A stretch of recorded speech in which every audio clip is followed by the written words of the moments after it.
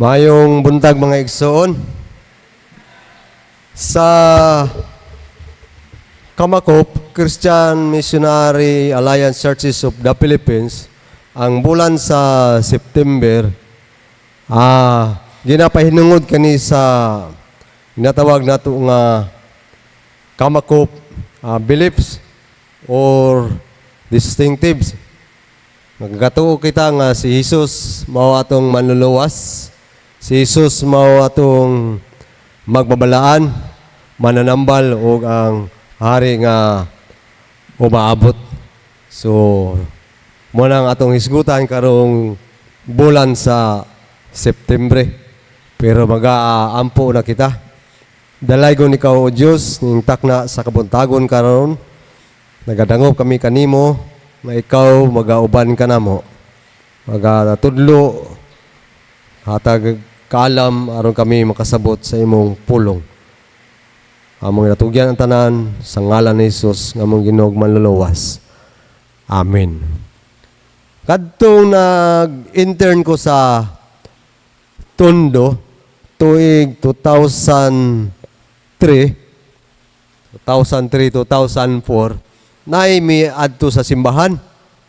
Nangayog pamasahe. Taga Pangasinan daw siya. Sula daw siya ipamasahe pauli.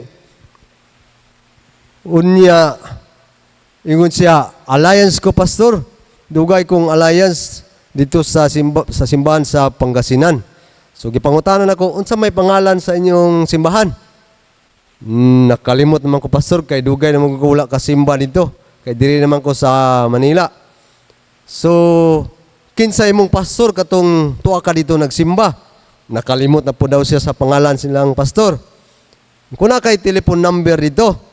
Siya wala ra ba pastor? Kuha mangingilad yun ito hana. O karon kay alliance mo kapin ko pila ka tuig kang nahimong alliance. Mga hapit pud pulo pastor.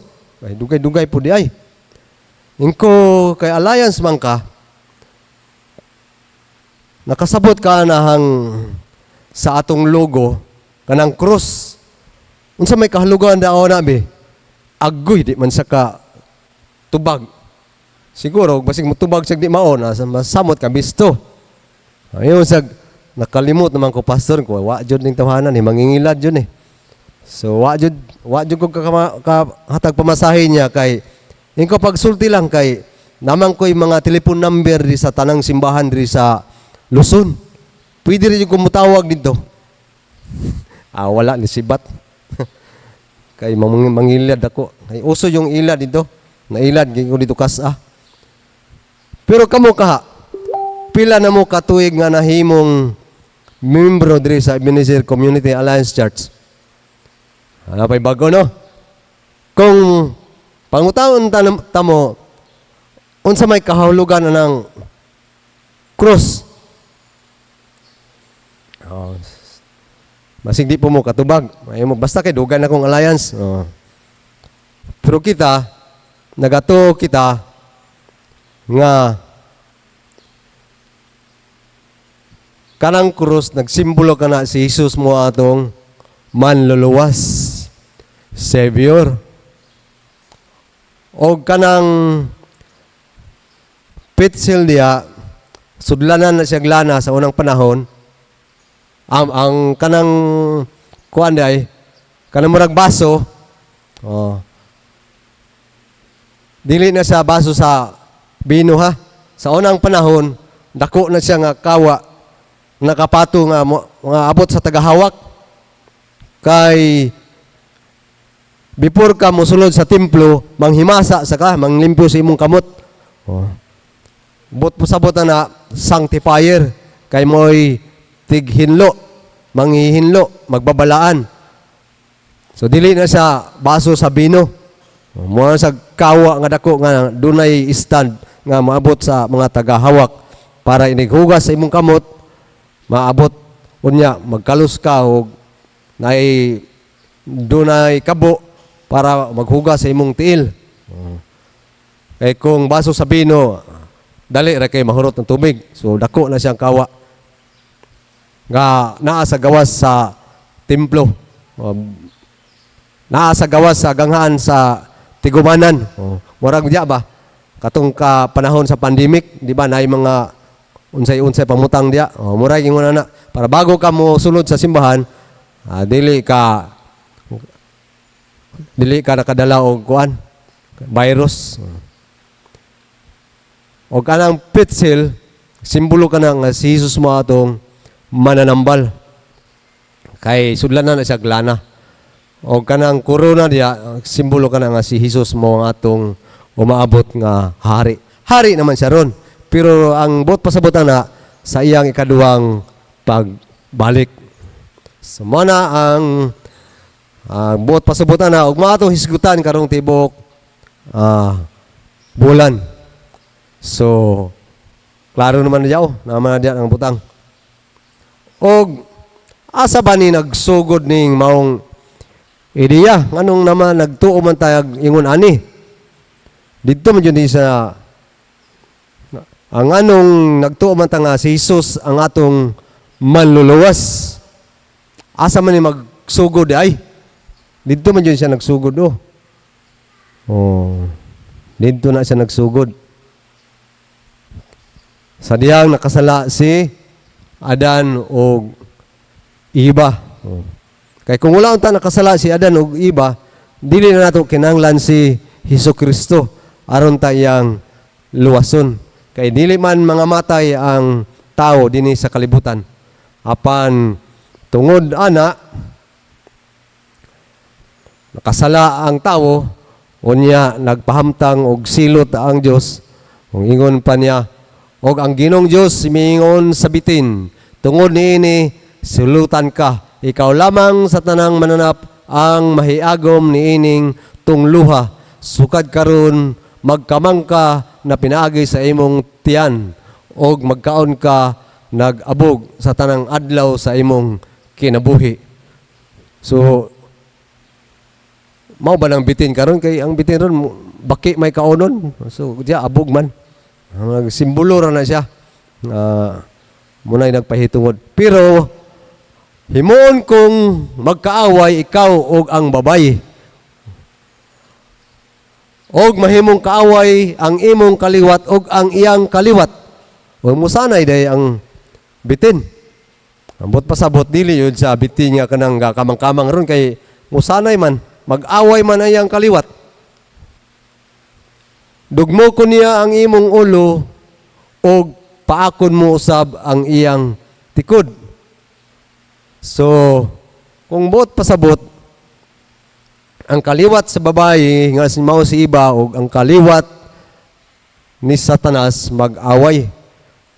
So kinsa may kaliwat ni Satanas o kinsa may kaliwat ni Iba, mo nang ang anak sa Dios o ang mga anak sa ni Satanas mahimong kaaway, mag-away og naghulagway kini sa umaabot nga si Hesukristo nga maong manluluwas. So didto pa lang doon na gamay nga glimpse nga ang umaabot nga manluluwas. Tungod kay mao ni ang hinungdan. Kay ang bayad sa sala mao ang kamatayon, apan ang gasagikan sa Dios mo ang kinabuhing dayon, diya kang Kristo Jesus nga atong Ginoo. Tungod kay nakasala ang tao, kamatayon ang iyang bayad. O giunsa man siya pagsulbad sa Ginoo, pagtuman ang iya mga saad. Gitawag niya si Abraham. Aron musanay ang kaliwat sa babaye. Gitawag niya si Abraham. Taga-asa man ni si Abraham? Genesis 12. Si Abraham gikan na sa Ur. Asa man na karon ang Ur? Karon nga panahon naa siya sa southern Iraq. Sakop na sa Iraq ng Ur. So taga-Iraq din si Abraham. Iraqi na ini. Gitawag siya sa Diyos, musanay, gisaaran siya, tagaan tagag yuta, kaliwat, mahimo kang panalangin. Og niadto siya sa Haran. Asa man ning Haran karong panahon? Ang Haran mao ni ang southeastern Turkey. Oh, Turkey ni siya karon. Gikan sa Iraq niadto si Abraham sa Turkey og niadto sa Kanaan nga mao ang Israel karon. Mao ang ginagirahan. So, kung subayon nimong history, dili jud taga diha ang mga Hudyo sa Kanaan. Niligikan sila sa Iraq, kaliwat ni Abraham. Pero kay ang Diyos may tag-iya sa kalibutan, siya may nagmugna nini. Siya ay magbuot kung kinsay ang hatagan. Mao po na atong dapat sabton. So, pagkahuman, gikan sa Haran, ngadto sa Kanaan, may biyahe si Abraham, kuyog yang pag-umangkon nga si Lot. Onya, nagpuyo sila diya sa Kanaan, gani, adto pa na si Abraham sa Ehipto, ibalik sa Kanaan. Onya, diya gihimugso si Isaac og si Jacob sa Kanaan. Og i-shortcut na lang nato ni hangtod nga ipanganak niya si Joseph og si Joseph gibaligya siya mga igsoon niabot sa Ehipto. Nahimong ulipon si Joseph hangtod nga nahimong gobernador sa Ehipto. Sa diyang nahimong gobernador si Joseph sa Ehipto, kay atong panahon na gutuman, iyang gipapuyo ang iyang pamilya sa Ehipto, dito sa yuta sa Goshen. Patag ni, tambok kayo, nindot kayo ang pastulan dito. Dito midaghan ang mga Israelita. Ang kaliwat ni Jacob sa Goshen. Sobra sila sa milyon dito. O diyang namatay na si Joseph, pagkamatay ni Joseph, giolipon sila sa bagong hari sa Ehipto, bagong faraon. Kaya ingon nila, basig mo rebuildi ni mga Israelita, puhon, malupig tanila, mailog ang atong yuta. Mao nang ilang giolipon, gipamatay ang mga bata para di na mo sanay. Mao nang ang istorya ni Moses, ang atong gibutang siya sa basket, gipalutaw sa sapa, kay aron dili mapatay. Nakita sa prinsesa sa Ehipto, gi-adapt, gi-padako, nahimong prinsipe. Sa dihang nakita niya nga ginadaog-daog ang iyang mga kaliwat, gipatay niya ang gwardya. Sa dihang nahibawaan nga gipatay niya ang gwardya, milayas si Moises. O sa diyang dito na siya sa naglaya siya, gitawag siya sa Diyos human sa 40 katuig nga mobalik sa Ehipto aron mahimong leader aron sa pagluwas sa mga Israelita. Sa diyang niabot na kanang mga panahon, gipatawag ni Moses dito na sa Ehipto, ipatawag niya ang mga kadagkuan sa Israel o giingnan niya, pangita kamog nating karniro o kanding alang sa inyong mga panimalay o ihawak kini aron pagsaulog sa pagsaylo. Mao ni ang katapusang hampak, di ba na napulo ka hampak nga gipadangat ang Dios sa Ehipto kay dili man nila tugtan nga mogawas ang Israelita. Muning sa ikapulo, muning sugo sa Dios. Kay ang dugo nining maong nating karniro,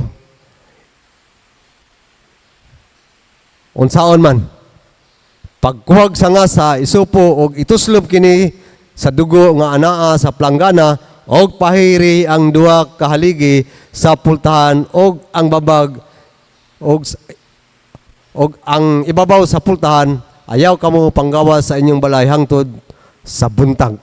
So nagtuslob sila ngani gituslob nila giputangag dugo ang babag sa pultahan o sa kilid. Munang ginatawag og Passover. Kay nganong Passover man? Kay ang anghel nga makakita niya ng mong dugo, mo labay lang niya ng maong panimalay. Dili niya patyon ang mga tao niya ng sulod na ng balaya nga naay marka sa dugo. Manang ginatawag nga sayluan lang sa kamatayon. Passover. Pero ang mga balay sa Ehiptohanon, wa man sila kabalo, mao tong nangamatay ang mga panganay. Maingon man ang ilang mga mananap nga panganay nangamatay, ang ikapulo nga hampak. Unya, kung mangutana ang inyong mga anak sa kahulugan niining maong seremonyas, ing na sila nga mao kini ang halad pahinungod sa pagsaylo sa Ginoo.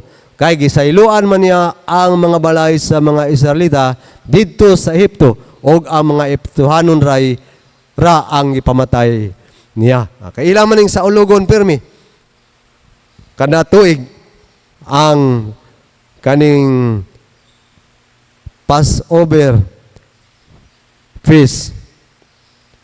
Muna kung mangutana ang mga anak, dito, tungod pagluwas na sa Diyos gikan sa Ehipto.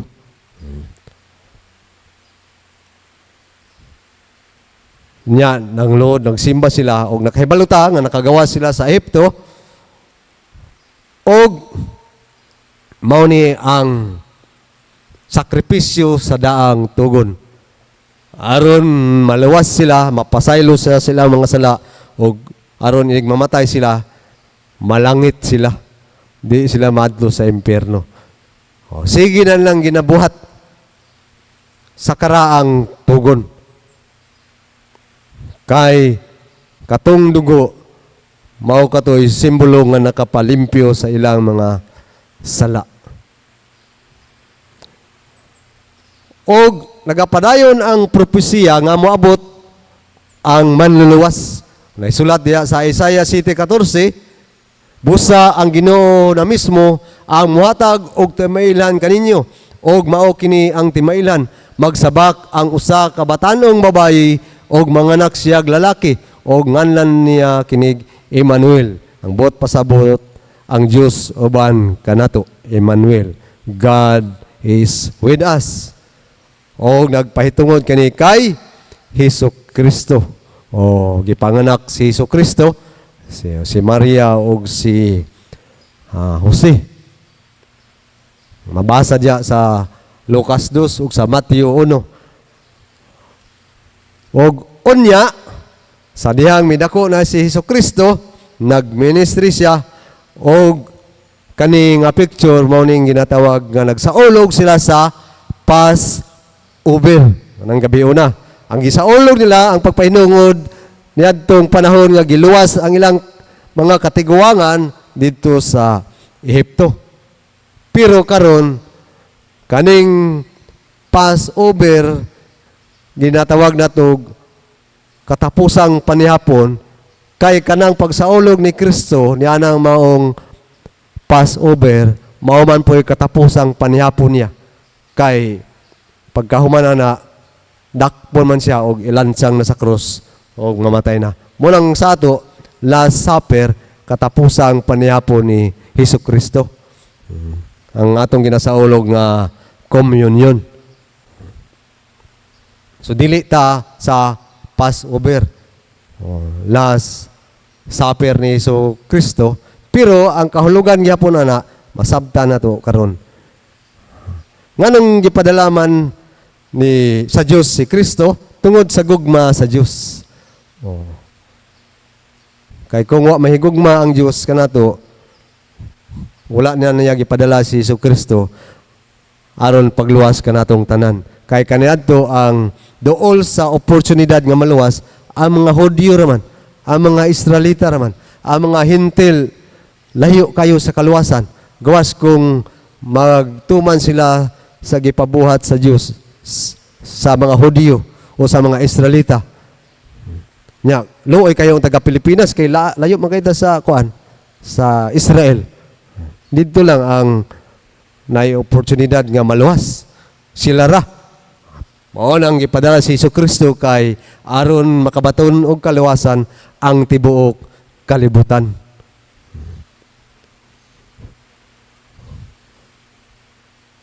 Kadtong karaang tugon, ang pamaagi sa ilahang kaluwasan mo ang pagsakripisyo og karniro aron mapasaylo ilang kasalanan.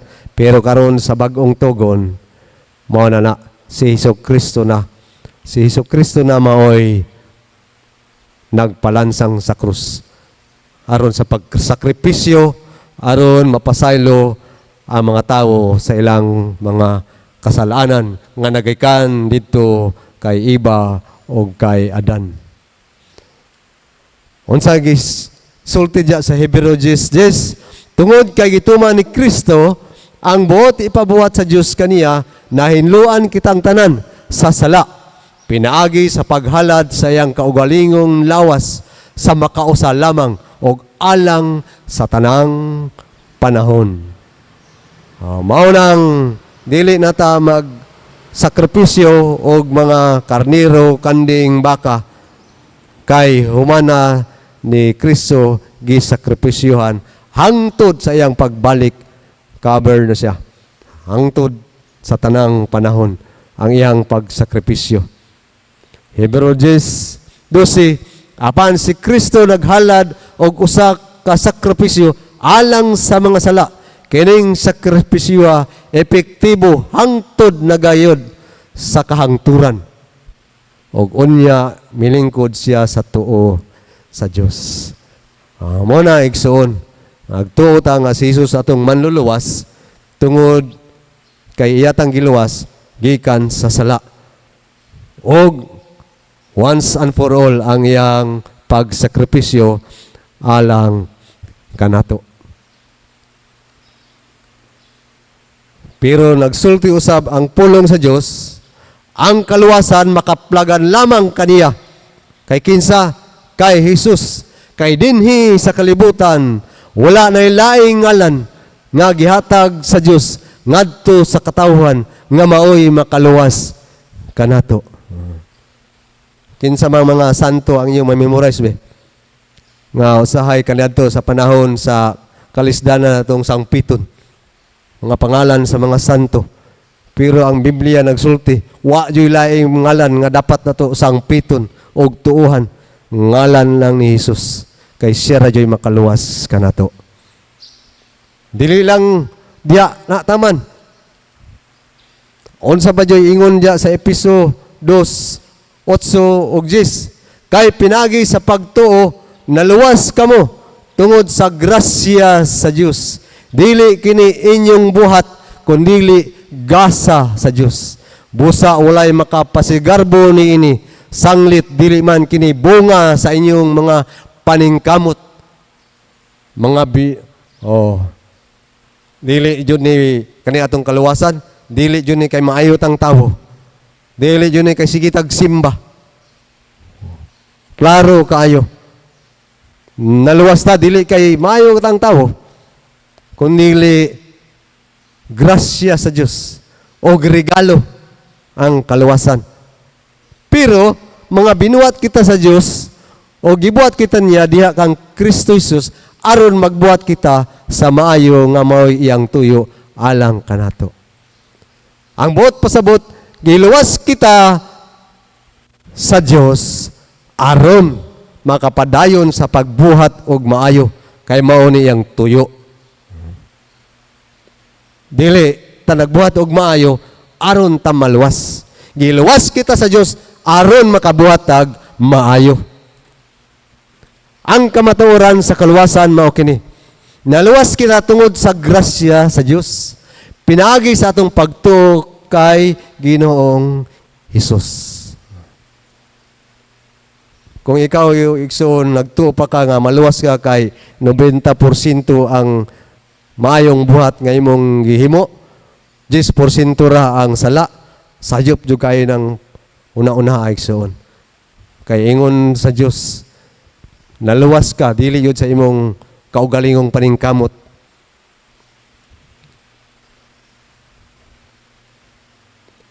Gasa kini sa Dios. Dili niimo, dili katakos, dili kaangayan, gihatagan kaniya niini. Pero maangkon nimo kung imong dawaton. Sama gud sa regalo nga ihatag nimo sa imong kinsay magregalo nimo. Oh, nindot kay nga regalo, pero kung di nimo dawaton, ang regalo nga ihatag dili jud tumaimo. Bisa pag mag-ingon nga ako ning regalo para nimo. Ako imo nang regalo para nako. Pero dili nimo dawaton. Maimo ba tong regalo ha? Dili. Mao gyapon ang kaluwasan, regalo. Pero kung dili nato dawaton, dili nato maangkon. Dili kini pinaagi sa atong binuhatan. Wala kitay ikapasigarbo nini. Ingana atong pagtuo nga si Jesus mao atong manluwas igsoon. Ang nakabaton og kaluwasan unsa man kita nga namituo kay Kristo og naluwas kay yaman tang gigasahan og kaluwasan unsa karon? Unsa may atong buhaton? Musalig kay Kristo Jesus. Musalig na taniya. Kaya ato naman sang gituuhan nga atong Ginoo manluluwas nga siray makaluwas kanato gikan sa atong pagkamakasasala. Musalig na ta kay Kristo. Dili na ta musalig sa mga unsa pay saligan nga makaluwas pa nato. Wala na laing opsyon ang atong kaluwasan. Mutuo tayo kay Kristo tapos mo sideline pa dito ay basig kani makatabang ni sa akong kaluwasan. Unsa man na siya? Wa ko kabalo na. Basta si Kristo lang atong saligan nga siya radyo'y makaluwas nato. Mutalikod sa mga kasalanan. Kay nganong mutalikod man sa mga kasalanan, kao mao may tuyo sa Dios. Iyatang giluwas aron mobuhat og maayo. Mo nang talikdan nato ang atong mga kasalanan aron makabuhat ta og maayo kay gihinluan natin niya pinaagi sa iyahang pagsakripisyo dito sa krus. Mutuman sa mga sugo sa Dios. Mutuman nata sa iyang sugo kay siya naman ang atong Ginoo og manluluwas. Magkinabuhi subay sa kabubuton sa Dios. Muna na igsoon. Anong naata karon nagsimba kay nagsubay ta sa kabubuton sa Dios ug nagtuman ta sa iyang sugo. Wala ta diri kay aron kaluy-an ta si Ginoo aron maluwas pa ta. Dili na. Mga linuwas na kita, nagdayeg kaniya, nagpasalamat ug nagsimba. Hinaot nga nasabtan niyo ang kamatuoran sa kaluwasan nga natong naangkon karon.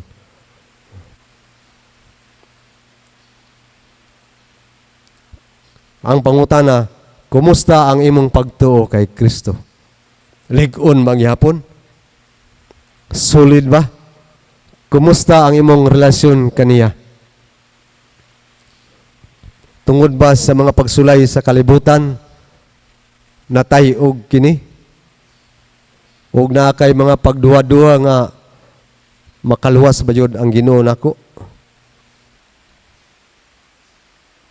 Gitalikdan mo na ba ang imong mga kasalanan? Nakasabot ka ba nga nung nagsakripisyo si Kristo alang kanimo o kanako? Kung wala pa nagsakripisyo si Kristo alang nimo og nako, magsige jud dag ihaw og karniro ba? Kanding. Aron lang tama mapasaylo sa atong mga sala. Perting hasula.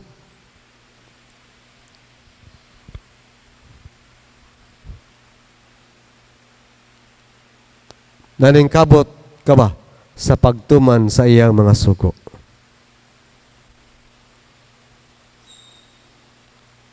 Mo na ang hagit nga igsoon. Og ang pagtuman sa iyang sugo, ang pinakasugo niya, panglakaw ka mo, o isangyaw ang maayong balita. Aron ang wala nakabaton og kalawasan, maluwas usab. Mag-ampo kita. Dalaygon ikaw o Dios ning takna sa kabuntagon karon. Salamat sa imong pagpahinumdom kanamo, sa imong pagluwas kanamo gikan sa kasalanan.